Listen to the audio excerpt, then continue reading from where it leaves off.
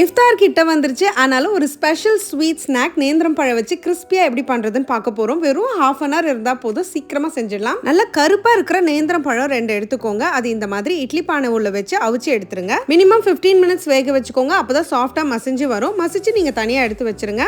இப்ப தவால 2 table spoon நெய் ஊத்தி உடைச்ச முந்திரி சேர்த்து வதக்கிக்கோங்க. இது கூட 1/4 கப் துருவன தேங்காவை வதக்கிக்கோங்க. இனிப்புக்கு 1/2 கப் நாட்டு சர்க்கரை சேர்த்துக்கோங்க. நீங்க வெல்லம் வேணும்னாலும் சேர்த்துக்கலாம். இது கூட மசிச்சு வச்சிருக்கிற நேந்திர பழத்தையும் உள்ள சேர்த்து நல்லா மிக்ஸ் பண்ணிக்கோங்க.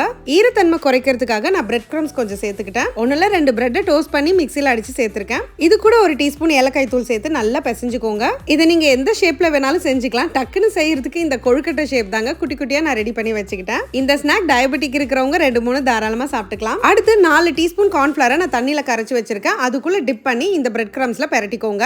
இந்த ப்ராசஸை மறுபடியும் ஒரு முறை நீங்க ரிப்பீட் பண்ணிக்கிட்டீங்கன்னா நல்லா ஃபர்மா இருக்கும். சோ ஃபர்ஸ்ட் கார்ன்ஃபிளவர் தண்ணியில டிப் பண்றோம், மறுபடியும் பிரெட் கிரம்ஸ்ல டிப் பண்றோம், மறுபடியும் கார்ன்ஃபிளவர் தண்ணி, மறுபடியும் பிரெட் கிரம்ஸ். அவ்வளவுதாங்க. சோ இது ஃப்ரீஸ் பண்ணி வச்சுக்கிட்டீங்கன்னா 1 மாசம் வரைக்கும் கூட நீங்க யூஸ் பண்ணிக்கலாம். அவ்வளவுதான். எண்ணெயை மீடியம் ஃப்ளேம்ல சூடு பண்ணி கும்பலா நான் ஒரு 10 அட் a டைம் போட்டு எடுத்துட்டேன். போட்டதும் ஒரு 2 நிமிஷத்துக்கு டிஸ்டர்ப் பண்ணாதீங்க. அதுக்கப்புறம் இந்த சைடு அந்த சைடு ஒரு 5 மினிட்ஸ் திருப்பி போட்டுட்டே இருந்தீங்கன்னா நல்ல கோல்டன் ப்ரௌனா கிறிஸ்பியா ரெடி ஆயிடும். இனிப்பு மைல்டாவே இருக்கும். நல்ல இனிப்பு வேணும்ன்றவங்க கொஞ்சம் கண்டென்ஸ்ட் மில்க் வச்சு சாப்பிட்டு பாருங்க. அட்டகாசமா இருக்கும்.